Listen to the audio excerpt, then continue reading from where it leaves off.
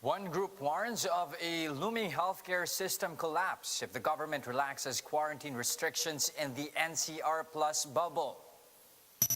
The Philippine Hospital Association says some hospitals are facing a dilemma in accepting COVID-19 patients due to PhilHealth's policy on co-payments. The Health Department clarifies that the record COVID-19 death tally today was due to a technical glitch. And let's take a look at how the Pasay City LGU takes care of mild COVID-19 patients at this mega quarantine facility.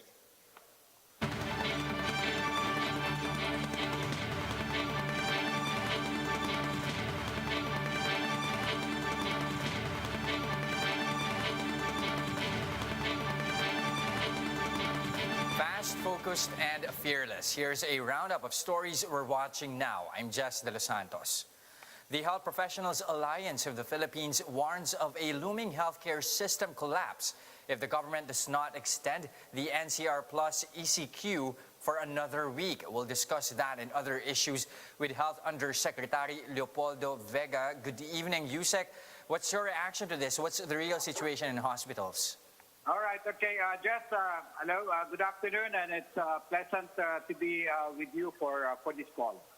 Okay, Yusek, again, you have the Health Professionals Alliance saying that there is a need to extend ECQ in the NCR Plus bubble to at least avert a collapse of the healthcare system. What's your reaction to this? Yeah, that's true.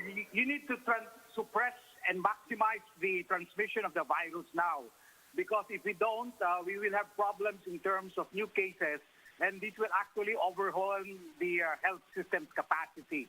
So it is very important that one of the efforts that we all must do would be to maximize the suppression of transmission, and this is to the government efforts of doing an ECQ, wherein the mobility of people are now restricted in a manner.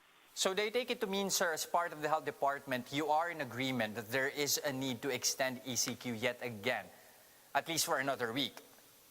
Yeah, I think it has been extended, and we'll see the metrics or the data, whether the active cases will go down. And definitely the extension is very much welcome in terms of the suppression of the transmission. We know very well that the virus thrives most if you are mobile and people interact with each other as often as they do. And I think with this kind of restricted rules that we have for this ECQ, we have a better way of really making sure that the transmission is in a low rate. Okay, Yusek, give us an idea really of what's happening here on the ground, especially with our medical facilities. Looking at the report of how ICU beds are being utilized, it's around 80% if I'm not mistaken. That gives us some room really to accommodate more COVID-19 patients. But the thing is, you have on the ground reports a number of patients, or at least families, reporting about how they find it hard. In fact, a number of them already experiencing hospital hopping, or at least going through hospital hopping. So what really is the situation, sir? The situation on the ground is that most of the Metro Manila hospitals, when you talk of the level 3 hospitals, these are hospitals with a capacity to do intensive care or even diagnostics and surgeries. And these are the kind of hospitals that have actually reached a high level of admissions. And level 3 hospitals, whether it's public and private, is in the high-risk category, mostly in Quezon City, Manila, Makati, even in Malabon, and some parts of the Region 3 and Region 4A. So in other words, when you say that high-risk capacity, this is more than 85% of occupancy, and this is the reason that we are actually making sure that the level 3 hospitals should accommodate more in terms of the COVID cases, and not and try to decongest the number of patients, especially with the mild and asymptomatic, to a step down or to an isolation facility. Okay, now there's another holdup, at least brought that the Philippine Hospital Association brought up in some of our talk shows yesterday. They did mention a particular circular from PhilHealth, which actually hinders them to admit more COVID-19 patients, especially this policy regarding no co-payment for COVID care. What are your thoughts on that? Well, COVID care is basically if you're with PhilHealth, the policy of PhilHealth is that this is basically a no-balance billing. So if the patient stays in a ward accommodation or a room which is actually occupied by or cohorted with other COVID patients, when they are discharged, they are actually with a no-balance billing. But I think what the Philippine Hospital Association means is that if they can actually extend the services towards step-down facilities like isolation centers, and this can actually be accredited by PhilHealth, so that if ever there is a step-down facility, whether it's a level 1 hospital or an isolation center or hotel, they can, wherein they actually take charge of the patient's management until they are fully discharged, then they will also be reimbursed with a kind of arrangement. Okay, so that means, Yusek Vega, there are certain facilities wherein co-payment will be allowed. Especially co-payment is definitely allowed if you're in a hospital setting and you are in a private care and you have rooms like a suite room and a private room, and this actually you need to have an extra pay for that kind of accommodation. But then also to be clear, not all facilities or this type of care for COVID patients can at least be addressed through co-payment facilities. Am I correct? They're right. Not all. Because definitely if you are in a ward and you have COVID and whether you are moderate, mild or severe or even critical, PhilHealth will only pay you in a no-balance billing or in a package rate. Okay, now moving over to a different topic here, you have the Philippine Hospital Association proposing as well to make rapid antigen tests commercially available to help monitor cases. Do you agree with this? Yeah, right. There's now the new guidelines by the Department of Health wherein we can make use of antigen tests which are accredited by FDA. And the antigen test will have to be used in the Metro Manila and NCR Plus, because the main reason for this is there is a high prevalence of COVID-19, and it's easier for you to use the antigen test, and the turnaround time is much better off than the PCR. And if ever there would be a negative result on a symptomatic patient, the gold standard is still to use the PCR. But making use of the antigen test will actually simplify the contact tracing and even the testing of some patients with symptoms, especially on these antigen tests that are now in the market, which are FDA approved. Okay, very quickly, Yusek Vega, just a quick yes or no. Do you agree that it should at least be made readily available commercially? Yes, it is. All right. Thank you very much for your time. That was Health Undersecretary Leopoldo Vega. The Health Department logged more than 9,300 COVID-19 cases on Tuesday.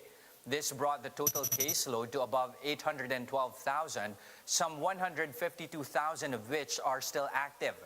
The DOH reported the highest single-day death tally at 380.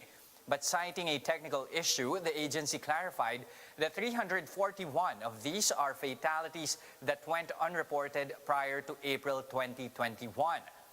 Total COVID recoveries are now at above 646,000, with 300 new survivors logged in the past 24 hours.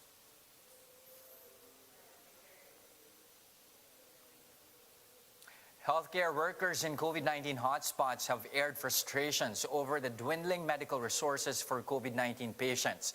Lynn Olivario has a story. A doctor from a private hospital could not hide her frustrations when she shared a photo of a patient being treated inside a car. Dr. Jamie Isabel Amposta says they had to come up with a makeshift IV stand due to lack of medical supplies. Citing the struggles faced by healthcare workers, the doctor appeals to the public not to lash out at them when they can no longer accommodate patients. Sobrang tagal po kasi ng turnover time ng COVID. It takes minimum 1 week for a mild case and some 1 month bago po lumabas ng hospital. And some of them are actually honestly left to die in their cars searching for a hospital. Hindi siya talaga biro. It's scary. Amposta says healthcare workers would attend to more patients if they could. But at this point, she admits that they can only do so much. My hands are tied too dahil ang mga nurses ko kaunti lang rin. Parang kumbaga, wala na. Parang I would like to say talo na. Talo na talaga sa laban. Just like her co-workers, not a day goes by that Dr. Amposta does not worry about getting infected by COVID-19 herself. Nakakatakot siya in a sense na am I financially ready as well if ever this happens to my family? Kasi ma'am, sa totoo lang po yung mga patients namin na nasa tent, 5 days in the tent alone, 200,000 na po ang bill nila. Who has 200,000 to spare on a normal day? Ako po kasi wala. With this, the Alliance of Health Workers is seeking various government interventions, such as the creation of modular hospitals and the mass hiring of health workers. For its part, the National Task Force Against COVID-19 says they are now addressing these gaps. NTF Chief Implementer Secretary Carlito Galvez says they are in talks with hotels that will house COVID-infected medical frontliners. For News 5, Lynn Olivario, we are One News. As hospitals in Metro Manila are reaching full capacity, mega quarantine facilities like the one in Pasay City can still accommodate patients with mild COVID infections. Jacob Lazaro walks us through the treatment facility in this report.